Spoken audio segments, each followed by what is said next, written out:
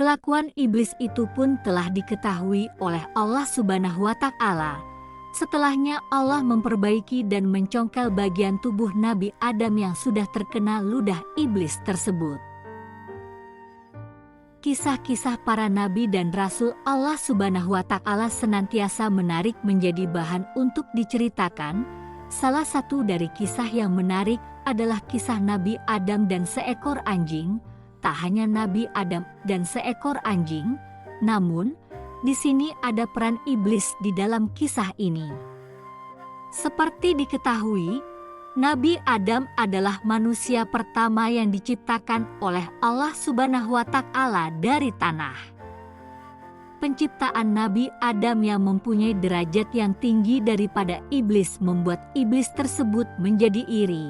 Mengutip dari buku Kisah Nabi dan Rasul, sebelumnya iblis tinggal di dalam surga, dan iblis saat itu menjadi merasa lebih hebat dari manusia, yakni Nabi Adam.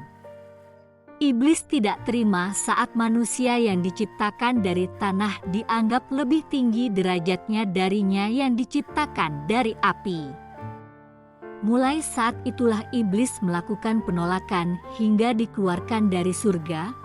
Bahkan sebelum saat meninggalkan surga, iblis meminta permohonan kepada Allah Subhanahu wa Ta'ala untuk diberikan kesempatan mengganggu dari seluruh keturunan Nabi Adam, dan dikabulkan. Tingkah laku iblis semakin menjadi-jadi. Suatu ketika ia pernah meludahi Nabi Adam yang saat itu masih berupa seonggok tanah ketika Allah Subhanahu wa Ta'ala belum memasukkan ruh ke di dalamnya. Kemudian air ludah iblis itu mengenai bagian perut Nabi pertama tersebut. Iblis yang sudah terusir keluar dari surga menjadi semakin sulit untuk merusak tanah liat itu. Ia dilarang masuk ke dalam surga di mana batasnya adalah pintu gerbang surga.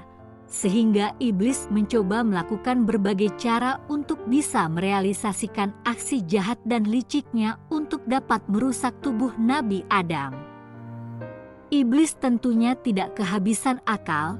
Ia lantas pergi meminta pertolongan dari seekor ular dan membujuknya dengan tipu daya agar dia bisa masuk ke dalam surga menemani kuda. Ular tersebut mengabulkan permintaan iblis dan memasukkan iblis ke dalam mulutnya untuk bisa menghasut kuda agar mau merusak tubuh Nabi Adam. Wahai kuda, tahukah engkau bahwasanya makhluk yang hendak diciptakan oleh Tuhanmu beserta seluruh keturunannya nanti akan menaiki punggung seluruh keturunanmu, kata iblis. Mendengar ucapan dari iblis tersebut akhirnya kuda terkena hasutannya.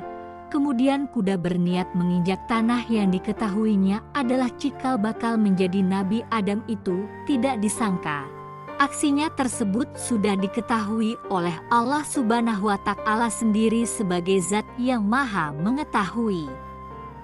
Kesal aksinya telah gagal, iblis meludah ke tanah liat yang berbentuk manusia itu. Kelakuan iblis itu pun telah diketahui oleh Allah Subhanahu wa Ta'ala.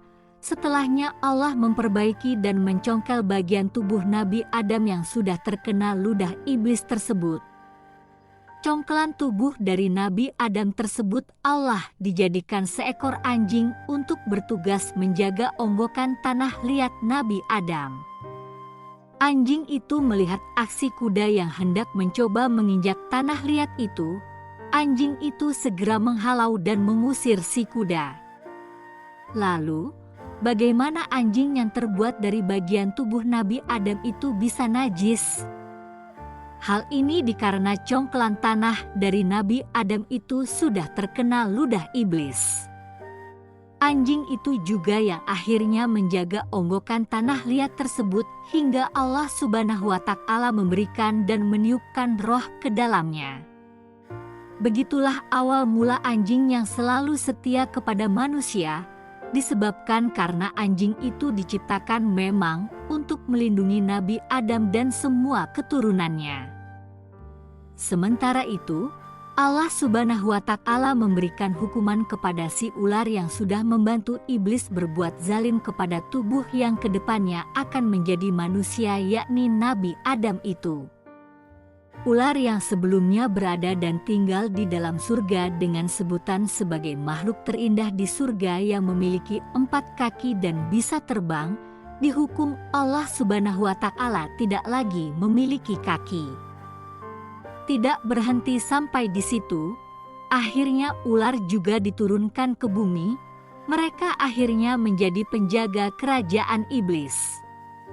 Allah Subhanahu wa Ta'ala juga membuat mulut ular menjadi berbisa karena mulut ularlah yang digunakan untuk menyembunyikan iblis masuk ke dalam surga untuk mencoba merusak tubuh Nabi Adam.